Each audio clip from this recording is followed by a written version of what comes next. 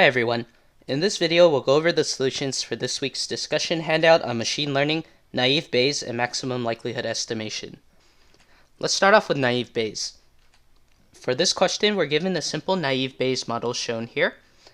The random variable y represents our label, and remember, the label represents the category types that we're trying to classify the inputs as, and in this case, the label is either 0 or 1. Next, we have two features for the inputs, and these are represented by the random variables a and b. Both of these features are binary, and they both take on the values 0 or 1.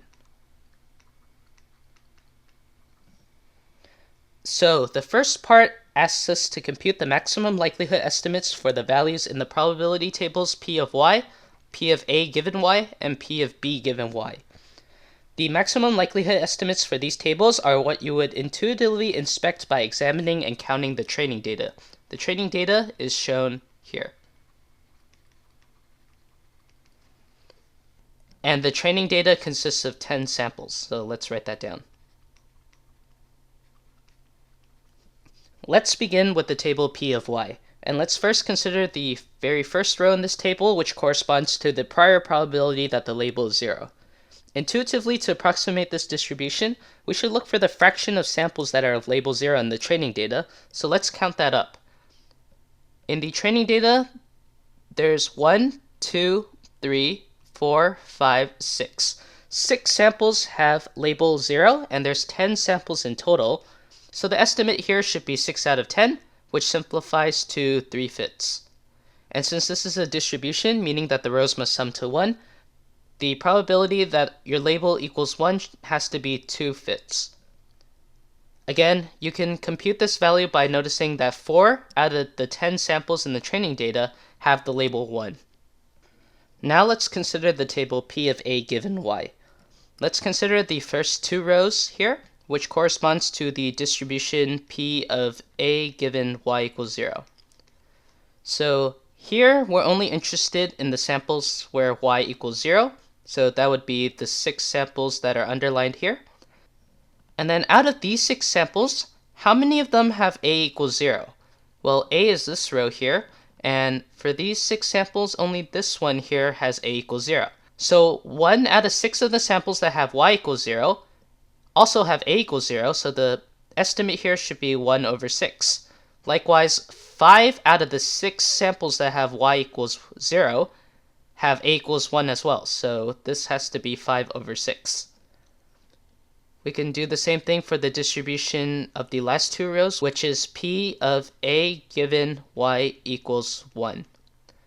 So now we're only considering the samples where y equals 1. That would be the 4 samples that aren't underlined down here.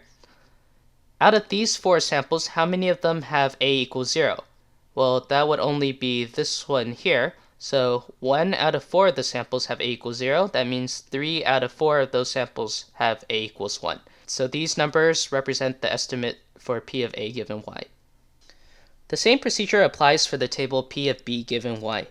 For the distribution P of b given y equals 0, out of the 6 samples that are underlined here, those are the ones that have y equals 0, 2 of them have b equals 0, and the other 4 have b equals 1. So the estimate for P of b equals 0 given y equals 0, that should be 2 out of 6, which is 1/3. And the estimate for P of b equals 1 given y equals 0, that should be 4/6, which is 2/3. We can do the same for the other distribution here, which is P of b given y equals 1. Now we consider the 4 samples where y equals 1. Those are the non-underlined samples here. Out of these 4 samples, 1 of them has b equals 0, and the other 3 have b equals 1. So the estimates for this distribution should be 1 out of 4 and 3 out of 4 respectively. And this is the table P of b given y. For part B, we're given a new data point with features a equals 1 and b equals 1, and we're asked to see which label the classifier will predict.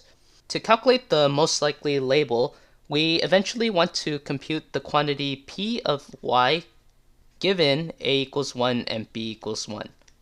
This quantity says, given that I know the input has the features a equals 1 and b equals 1, what probability will I associate with a certain label little y. To compute the actual predicted label, we calculate this quantity across all possible labels y, and then we take the argmax over all labels y. This says, for every label I compute this quantity, I want the label y that maximizes this posterior probability. And so that should be the predicted label that the naive Bayes model classifier predicts. By the definition of conditional probability, we can write this quantity as follows. So we have this expression here. Note that we're finding the argmax over y of this expression here. No matter what y you put in, the denominator is going to be the same. And so if you want to find the y that maximizes this quantity, it suffices just to find the y that maximizes the numerator. So we can rewrite this expression as follows. So now we have this quantity to compute. This term here, this is just the joint over the basenet, and so we can compute the joint over the basenet by taking the product of all the conditional probability tables stored in the basenet. So if we use this fact, we can rewrite this quantity as the following. Now we have this expression here, and the quantities inside the argmax here, we have the estimates for the table that we calculated in part 1. So all we need to do now is to compute this quantity here for the two values that y can take on and choose the y that produces the higher quantity. So let's go ahead and do that. For the label y equals 0, we need to compute p of y equals 0 times p of a equals 1, given that y equals 0, times p of b equals 1, given that y equals 0. The value p of y equals 0, that's this value here, that's 3 over 5. The value p of a equals 1 given y equals 0, that's this value, 5, 6. And the probability that b equals 1 given y equals 0, that's this value here, so 2/3. And multiplying this together, we get that this is equal to 1/3, which is approximately 0.333. For the label y equals 1, we need to compute the similar quantity, p of y equals 1 times p of a equals 1, given that y equals 1, times b equals 1, given y equals 1. The probability that y equals 1, that's this value here, 2/5. The probability that a equals 1 given y equals 1, that's this value here, 3/4. And the probability that b equals 1 given that y equals 1, this value here, which is also 3/4. Simplifying this, we get that this is equal to 9 over 40, which is equal to 0.225. And so we want to choose the label that maximizes this quantity. 0.333 is higher than 0.225, so label 0 wins, and so we will predict that this data point is of label 0. For the final part, we're asked to use Laplace smoothing to smooth out our distributions. For the table p of a given y, there's two distributions we need to smooth out, which are p of a given that y equals 0 and p of a given that y equals 1. So let's see how Laplace smoothing works. Let's first look at the distribution p of a given y equals 0. So when we computed the maximum likelihood estimates for p of a given that y equals 0, out of the 6 samples where y equals 0, 1 of them had a equals 0 and 5 of them had a equals 1. Let's write that down explicitly here. So we have these 6 samples here. 1 of them has a equals 0 and 5 of them have a equals 1. For Laplace smoothing with k equals 2, so we're going to add 2 extra samples where a equals 0 and 2 extra samples where a equals 1. Now with this list of samples, there's 10 samples now with y equals 0, and 3 of them, this one, and this one, have a equals 0, so the estimate for p of a equals 0 given y equals 0, that should be 3/10. And likewise, 7 out of the 10 samples have a equals 1, so our estimate for p of a equals 1 given y equals 0, that should be 7/10. Likewise, to compute the smooth estimates for p of a given y equals 1, let's first write out the original 4 samples we have where y equals 1. Okay, so these are the 4 samples in the training data where y equals 1. With Laplace smoothing with k equals 2, we're going to add 2 samples where a equals 0 and 2 samples where a equals 1. So now these are our new samples after applying the smoothing, and out of these samples, 3 of them have a equals 0 out of 8 samples in total, so the estimate here is 3/8. And 5 of them have a equals 1, so the estimate here is 5/8. And this is the Laplace smooth estimate for p of a given y. Notice the significance of what Laplace smoothing does. It pushes our distribution here closer to the uniform distribution. This concludes the naive Bayes question. Let's move on to question 2, maximum likelihood estimation. For this problem, we're asked to estimate the parameter p of a geometric distribution which follows the equation listed here.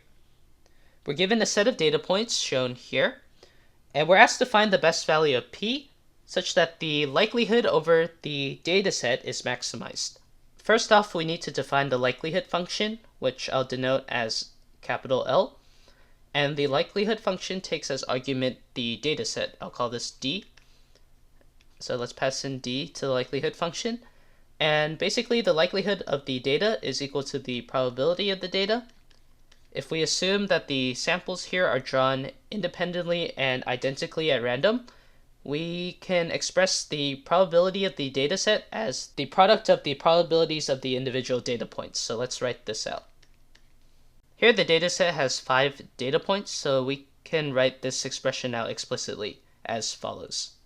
So we know that each of these terms is distributed via a geometric distribution, and so we can replace each one of these terms by a term that looks like this. Let's take the first term here, p of x equals 5. If we let k equals 5 in this expression, on the right hand side we have p times 1 minus p to the k minus 1. Well, k is 5, so we have to the 4th power. And so we can rewrite each one of these terms with this expression here. And grouping like terms together, we get the following simplification. So to find the p that maximizes this function, we can turn to calculus and compute the derivative of this function, set it to 0, and solve for p.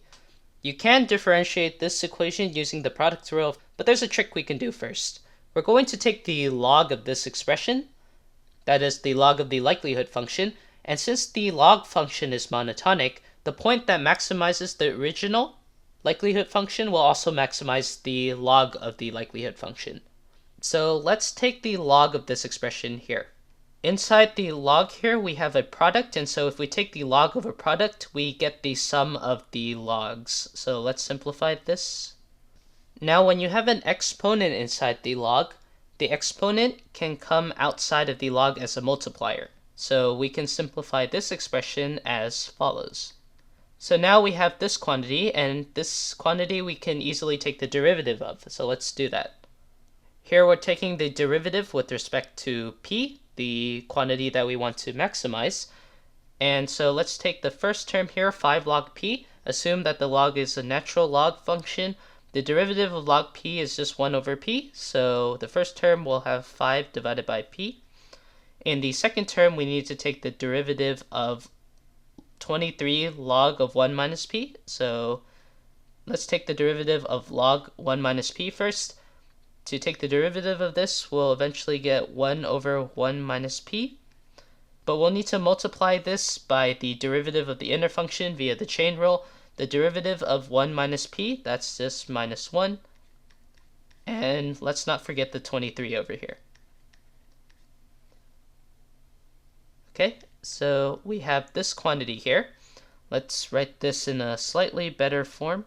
Alright, and we set this quantity to 0. Alright, so now we end up with this equation in the bracket here. Here we need to solve for p. So let's multiply both sides by p times 1 minus p. And if we do that, the equation we get is 5 times 1 minus p minus 23p is equal to 0. Well, here, now we can just do some simple algebra. This is 5 minus 28p equals 0. So solving this, p must equal 5 over 28. So this value is actually going to be the maximum likelihood estimate of the parameter p. So here's a small warning.